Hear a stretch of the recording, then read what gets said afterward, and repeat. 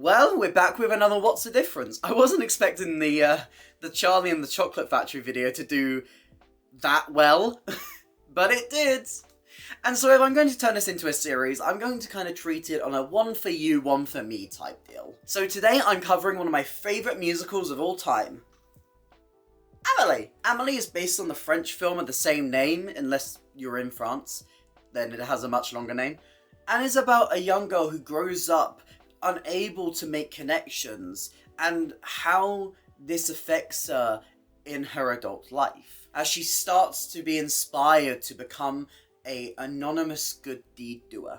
It's a very quirky and whimsical film, and it made sense for it to be a musical. However, the production history of this show is a little bit rocky. It originally got very good reviews when it was off Broadway, but when it moved to Broadway, it was a financial flop and closed very shortly after opening. After a couple of translated productions in Japan and Germany, the show completely reinvented itself when it moved to the UK. But what are these differences? What are the differences between the US versions and the UK version of this show?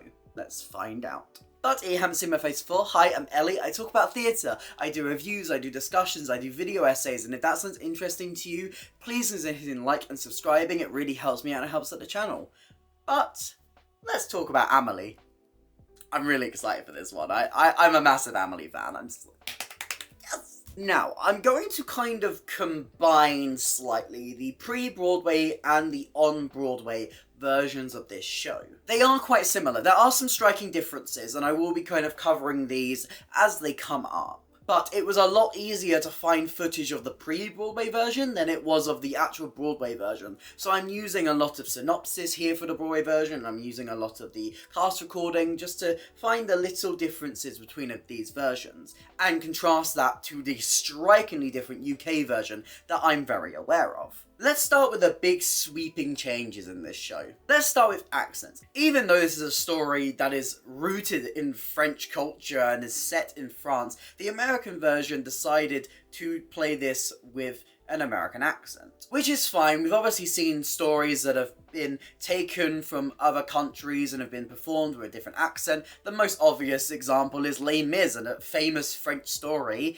that is done with an English accent. But I feel like for a story like Amelie, I feel like the French accent really complements it well. Then there's the set design. The Broadway and the pre-Broadway versions have this kind of massive bridge going along the back of the stage. There's a lot of doors that are moved around. And the set has a very blue colour scheme. It's a lot cleaner and a lot sweeter than the UK version that feels a lot more dark with this kind of dark green metallic framework.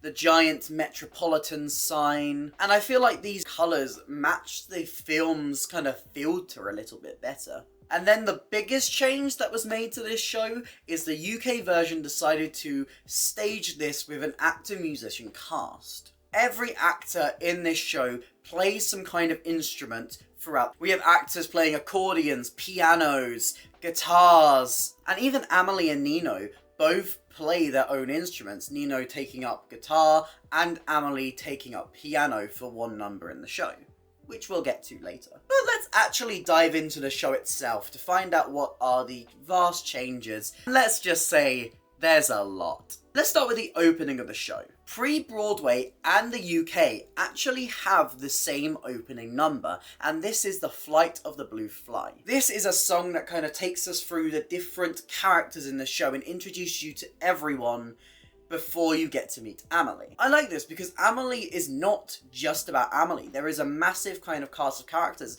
that makes this show feel a lot more like a chorus show. It's similar in my mind to shows like Groundhog Day, which have one or two massive leads, and then everyone else is kind of on a similar playing level of little characters who kind of pop up here and there and you get to know. I could mention this for every single song in this show, so I'll mention it here as kind of an overall, but the UK version has very different orchestrations, whereas the American version feels a lot more Broadway and musical theatre with its style of music. The orchestrations for the UK version feel a lot more French. And it definitely has that kind of whimsical style about it. Look, I'm not going to sit here and pretend for the whole video going, ooh, which one do I like more? Because I think it's quite obvious through everything that I say that the UK version is the version that I kind of attach myself to. It's not the first version of the show I was introduced to, because I did enjoy parts of the American version, but the UK version is what kind of cemented itself for me as one of my favourite shows. And it cleaned up a lot of my problems with it. Broadway, instead of introducing all of these characters, decides to start you off with young Amelie. And here in itself, we unlock another change. On Broadway and in pre-Broadway, young Amelie is played by a child actress and has a presence throughout the show. But in the UK, they instead use a puppet who's only used in a couple of numbers, which we will discuss as those come up. There is a very interesting change with The Flight of the Bluefly from pre-Broadway to the UK version, and that is the actual introduction of Amelie and her parents. In the pre-Broadway version, there is a section of the song where Amelie herself sings. Philippa Stu steps out of the kind of frame painting that they have and sings about her parents. In the UK version of the show, this is completely cut, and the only introduction to Amelie that we get is by seeing her. That kind of introduction to the parents is pushed along into the next couple of songs. I'm going to group these all together because they kind of fit quite well together in every single version. And these are World's Best Dad, World's Best Friend, and World's Best Mum. World's Best Mum. But that sounds wrong coming out of my mouth, so I'm going to say Mum. I'm sorry. It sounds wrong, okay?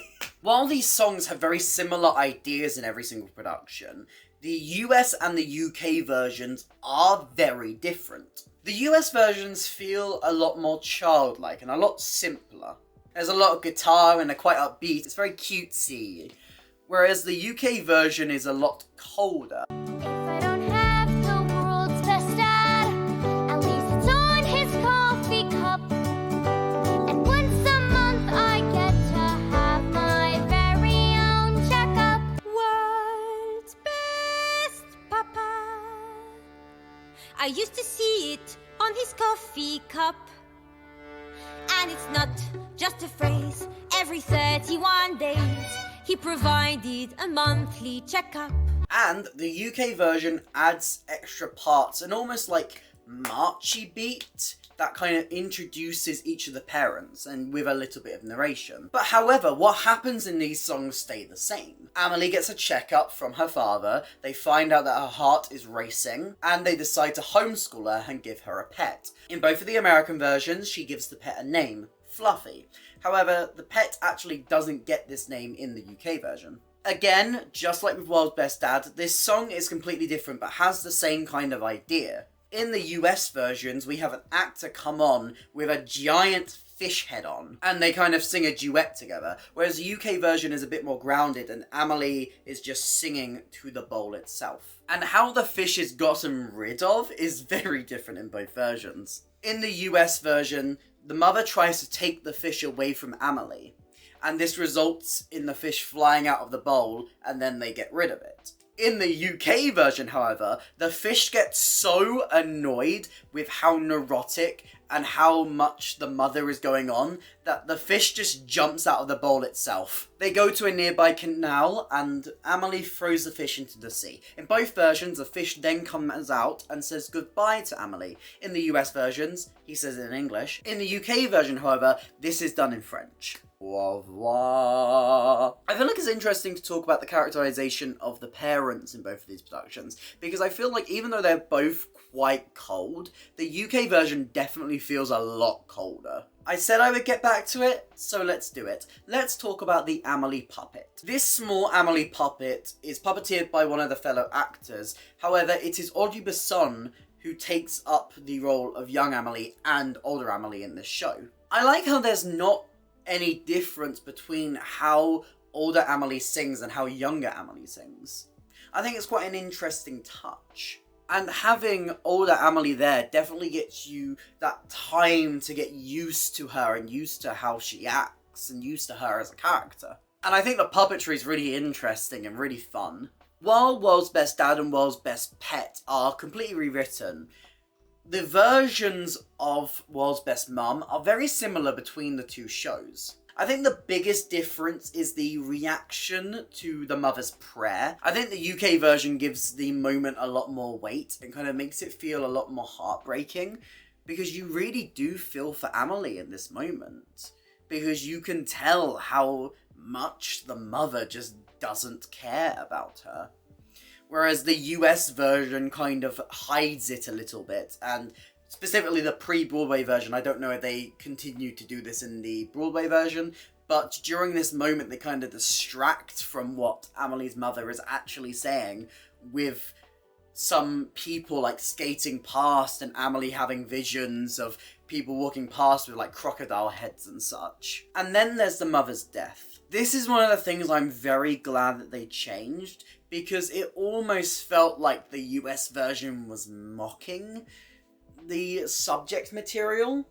As in both versions, the mother is killed by someone who falls off of a building trying to commit suicide. The US version has a puppet that falls on the mother's head. It kind of feels like it's in poor taste. Whereas the UK version, you don't actually see the moment where they impact. In both versions, they have a funeral for the mother, and the ashes are placed into a gnome. The mother hated a gnome, so the father will always think of her when he sees it.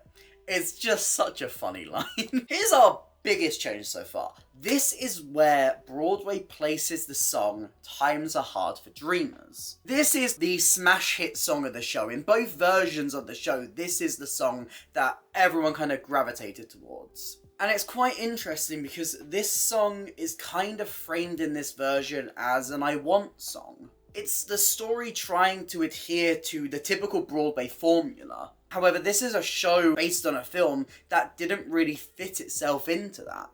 As an introduction to Amelie, it actually does work. However, it works for what the US version was trying to do. If the UK version tried to put Times Were Hard for Dreamers here, it just wouldn't work.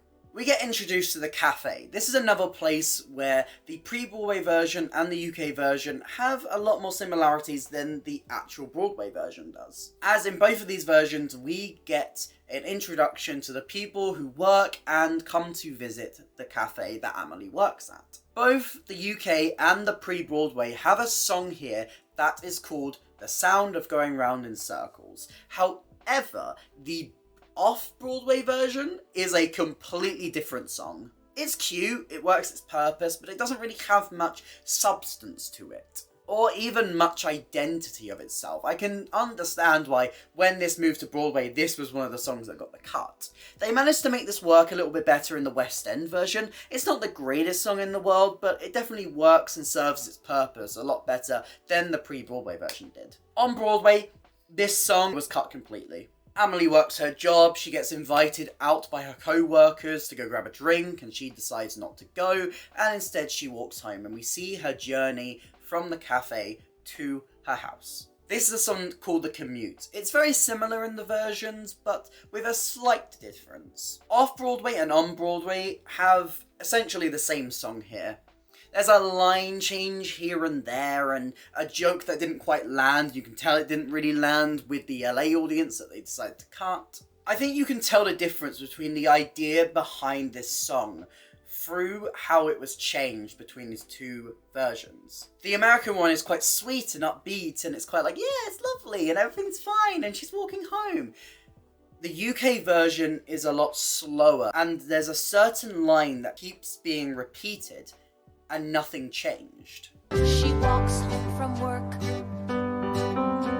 content all alone. He walks home from work every night all alone, and nothing's changed. The intention behind these songs in these two versions are completely different. Because the UK version is trying to get that sense of Amelie's life just being a cycle and everything being the same and nothing really interesting happening to her. Her life has kind of become quite stagnant. Whereas the US version just wants to kind of show off how like sweet and lovely Amelie is. In the UK version, it's after the commute that we get our introduction to Nino with When the Booth Goes Bright. The UK version of this song is a lot slower, especially within the kind of starting section of the song. The first verse has been really slowed down. And I like where they've put this, because I feel like it gives you that little bit of an introduction to Nino, and so that you can get a little bit more invested in his story as it starts to unfold slowly throughout the show. Amelie arrives back home and we get the song The Bottle Drops. In the American version, we get younger Amelie come out and she also sings part of this song. There is quite a striking change between the pre-Broadway and the Broadway version of this song, as the ending section off-Broadway had a solo for Amelie, where she kind of talks about what she's going to do, whereas this was more given to the chorus members in the Broadway version, and this is even a change that carried into the UK version. The whole conceit of this song is that they've just announced the death of Princess Diana. Amelie is so shocked that she drops a bottle, it rolls, and she finds something in the floor, a box, that belonged to someone who used to live in the apartment. She decides that she's going to give this box back, and if it works out, she is going to start interfering and trying to do good deeds for everyone. In her quest to give back the box, Amelie goes to a little fruit stall. This is run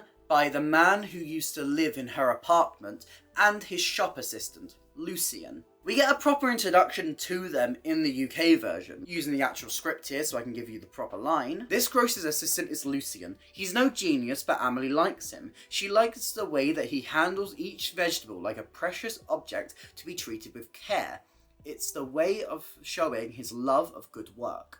I feel like this introduction is very much needed to these characters, as in the UK version they do have a presence later in the show. However, at least on pre-Broadway, I'm not 100% sure about on Broadway, these characters are only in this scene, and then they do not show up again at all. We get the song Free Figs. This is persisted in every single production. It was actually cut from the UK cast recording. It's a song that I still don't really understand why it's in the show, but it's sweet, it's fine, it's not hurtful, and it kind of gives an introduction for the UK version to something that will come up later. So I appreciate the UK version gives more of a reason for this song to exist. The fruit shop owner is very mean to Lucien, and you can tell that Amelie is quite upset by this. But eventually he gives the address to his parents' house, and Amelie travels on the metro to go and ask them about this box, and the previous owner of the apartment. As she travels the metro, she meets Nino for the first time. Nino is trying to solve a mystery. He has this book full of pictures of the same person. He is going from metro station to the photo booths, picking up the photo of the same person which has been ripped in the exact same way and taping them back together. He's trying to work out who this person is. They have almost an instant connection in every single version, and there's a couple of lines of dialogue which are slightly different here and there, but all have the same meaning of them kind of noticing each other and going, oh, something about them. Amelie goes to the fruit shop seller's parents. They give Amelie the name Brett Doe Toe. Amelie goes door to door asking different people if they are Brett Todo. This is a scene that's exclusive for the UK version of the show.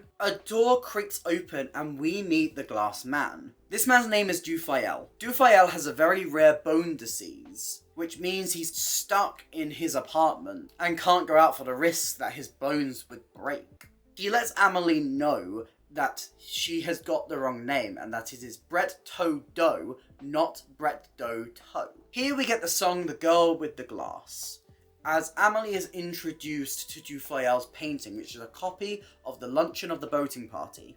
This song has actually stayed pretty much exactly the same in every single production. Tonally, lyrically, it's pretty much identical throughout every single version, which kind of shows how powerful this moment is and how lovely it actually is within the show. You know the saying, if it ain't broke, don't fix it. With the correct name, Amelie can now give the box back. Places it in a phone booth and rings the phone.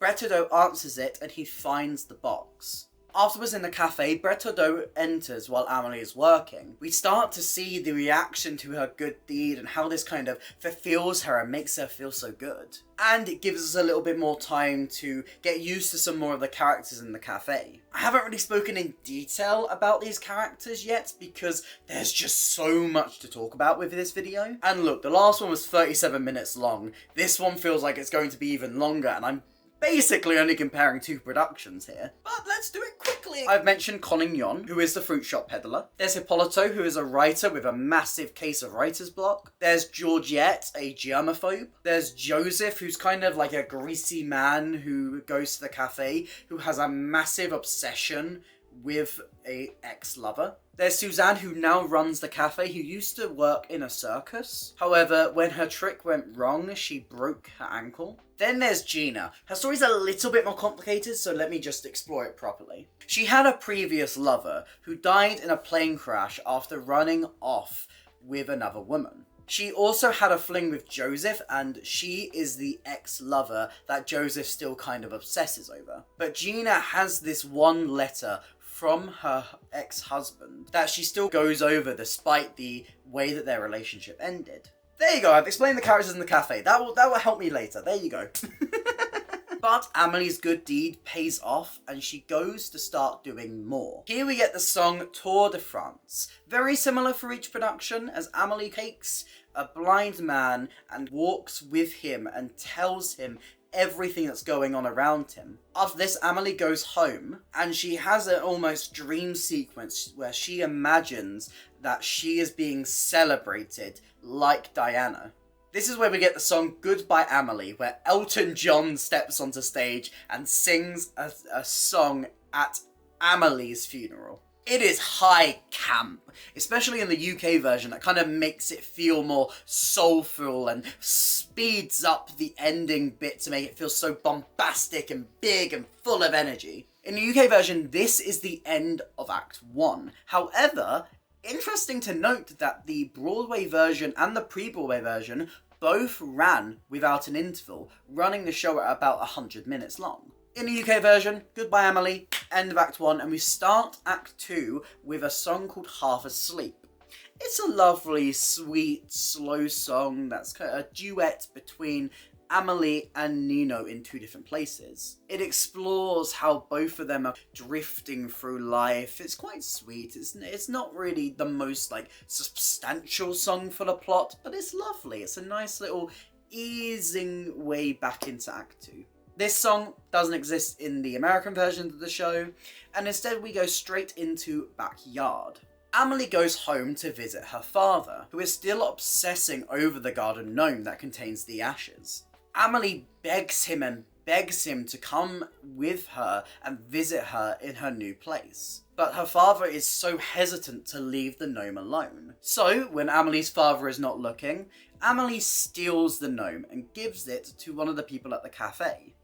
This is someone who I forgot to mention. I'm sorry, but this character is Philomene. She is a flight attendant who has a very interesting relationship with Suzanne, because Suzanne, as a germaphobe, is always so worried about her flying and going to different places. However, how many times that Philomene flies away, she always ends up back at the cafe. So Amelie gives the gnome to Philomene so that the gnome can kind of go on a journey that her father can't.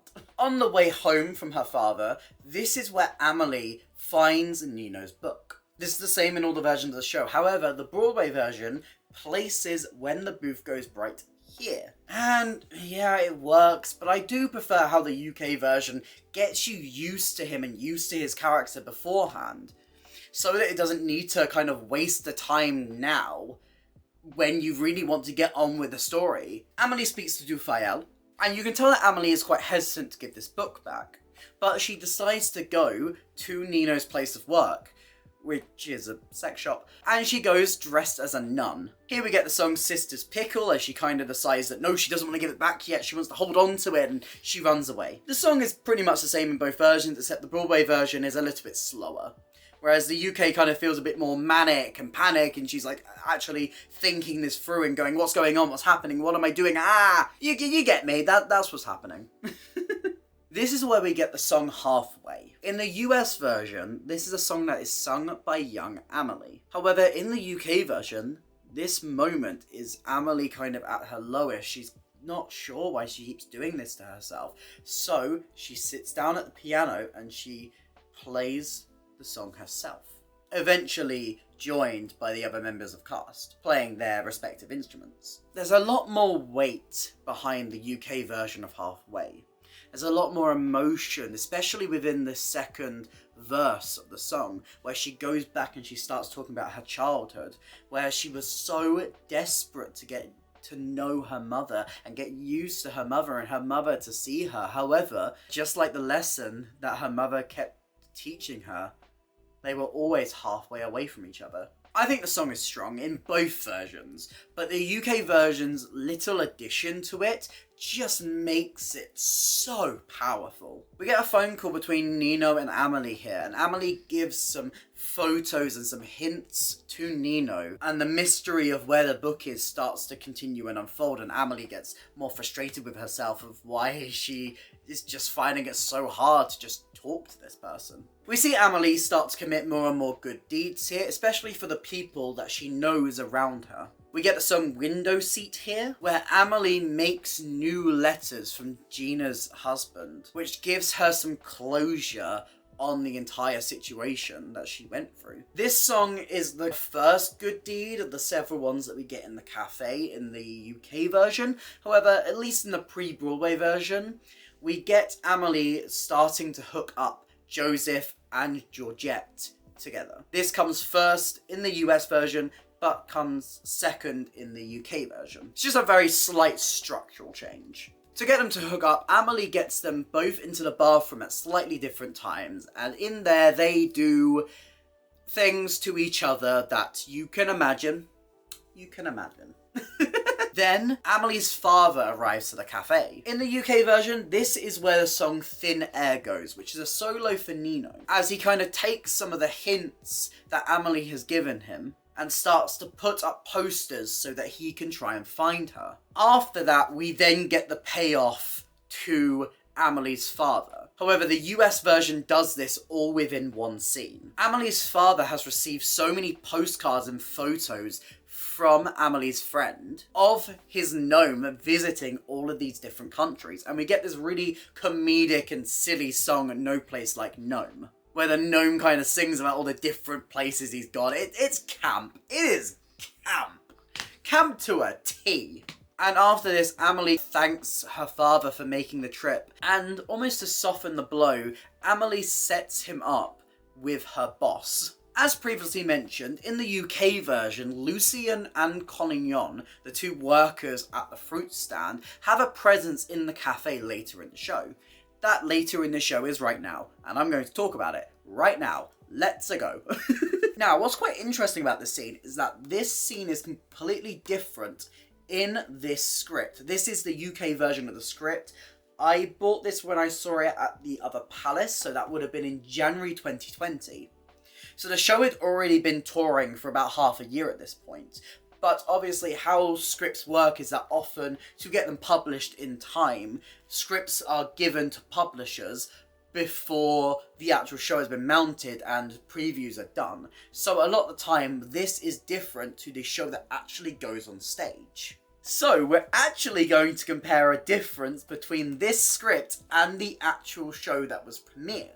I'm going to read you this dialogue exchange because it's quite weird and I can see why they adjusted it. Look how perfect these artichokes are.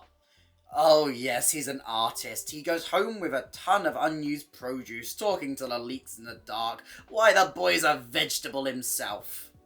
There were moments when Amelie felt like she could really use a hidden prompter. A prompter's booth appears from a trapdoor in the floor. At least you'll never be a vegetable. Even artichokes have hearts. At least you'll never be a vegetable. Even artichokes have hearts. Everyone laughs. No, you mustn't laugh. Monsieur Collignon has too big a heart. He fears being laughed at, so he strikes first. If people laugh at me, then he is spared. I understand that. What? We're friends. We are? Of course. Yes, of course we are. It's a very odd scene. When this actually made it to stage, we got a Okay, it's a weirder scene, but it kind of makes more sense. I know that's a massive contradiction, but just let me explain. Collignon and Lucien arrive at the cafe, and Collignon is being absolutely awful to Lucien, being so mean, and Amelie serves him a special dish. This dish contains fig, which is the fruit that he completely and utterly despised earlier in the show. And it goes into this almost like nightmarish situation where out of the booth at the back of the stage, the curtain opens and 3 figures with giant fig heads appear and start to like attack Collignon. After this nightmare, Lucien wakes up Collignon, and Collignon apologizes for being so awful to Lucien, saying that it was never his dream to run a fruit stand. He was kind of forced to by his parents, and seeing how Lucien loved the fruit so much kept getting to him because he just didn't have the passion for it, even though it was the thing his parents wanted for him the most. That's the kind of redemption. It's really sweet. It's a chaotic and weird moment, but it really does work, and it works for kind of the weirdness and whimsicality of Amelie. In the US version, obviously that is cut, and this is where Thin Air goes. The first verse of Thin Air was completely written from pre-Broadway to off-Broadway, but the placement in the show was the same for both of the US versions. An interesting change, however, which kind of came more from staging, was that the posters that Nino puts up in the versions are different. In the American version, it's a picture of Amelie's eyes, just her eyes, whereas the UK version has Amelie in kind of a Zorro-inspired outfit. This did feature in the US version as well, but in the song afterwards. Instead of having Thin Air, this is where the UK version places Times Are Hard for Dreamers. And this is kind of Amelie's like fulfillment moment as she's seeing more and more of her deeds pay off and bring good into the world. There's rewrites here and there to the lyrics in the song to kind of make more sense for this different placement, but I love where this places in the show now. It's such a great number, and especially to place it in the middle of Act 2, which in a lot of musicals tends to be the lull point of the show, is a great idea because it just makes the pace feel so much stronger and so much better. Especially for a show and a film like this that kind of have a more unconventional way of structuring itself. After Thin Air in the American version and Times Are Hard for Dreamers in the UK version, Amelie writes Hippolyto's quote on a wall.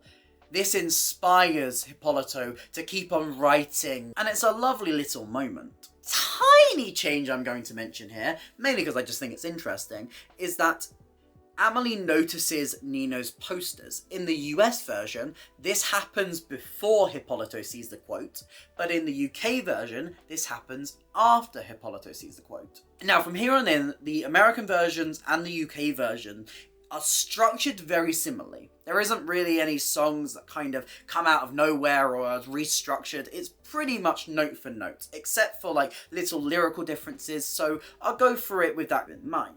Amelie brings Nino into town, where she has laid loads of arrows around, which point Nino along in a direction. These songs are pretty similar in each version, except the American version includes young Amelie into this song. The arrows lead Nino to a viewing booth, where he looks and sees Amelie in the Zorro outfit holding the book. Amelie kind of has a moment where she goes, I should stay right here, this is the time, I can give back the book, I can do all of that. And yet she runs away. She tells Nino to come to the cafe the next day. The next day comes and Nino is late. She kind of goes into her head in this little song where she talks about how loads of awful things that could have happened to Nino. Orchestrally, the US version and the UK version are different, but for the most part, lyrically and idea-wise, these are the same songs. Nino arrives, Amelie runs away. In the UK version, there's a slight misunderstanding subplot, where Amelie thinks that Nino is hooked up with somebody else in the cafe, mainly because Joseph is awful. This doesn't really exist in the pre-Broadway version. I can't really speak for the Broadway version, however. I would assume it follows the same idea as the pre-Broadway. And then the girls from the cafe question Nino's intentions with Amelie.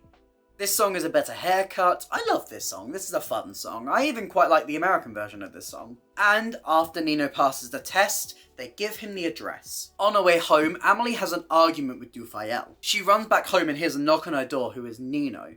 Nino asks to come in, but she says no, and this is where we get the song Stay, which is arguably one of the show's strongest pieces of material, and is pretty similar between each version. Amelie finally opens the door and Nino is gone. She has a moment to cry and Dufayel gives her a little speech where they make up ever so slightly, and Nino appears. He gives her the solution to the paradox that has been mentioned throughout the show. I haven't really spoken much about this paradox, so let me explain it now. This is Zeno's paradox. This is the idea that two objects can never truly meet. It's an idea that is explored through The Mother, it's explored through Halfway, and the idea is that every time an object tries to reach an object, there's always a halfway point, and from there, another halfway point, and so on and so on. So even if two items are so close to each other, there is still always going to be a halfway point. Nino solves this paradox by saying that you meet them then halfway. So they take a step, and you take a step, and on until you finally meet. We get the kissing scene from the film, where Amelie kind of points where she wants to be kissed, and then eventually they kiss on the lips. And I almost forgot to mention, Amelie in return solves the mystery of the photo booth. The photos turn out to all be of a repairman who takes a test photo after fixing the booths. And the pre-Broadway version to this show is our outlier here when it comes to the finale. In the Broadway and the UK versions, we get the song, Where Do We Go From Here? It's a lovely, sweet, slow song that's kind of saying, what's going to happen next? I don't know.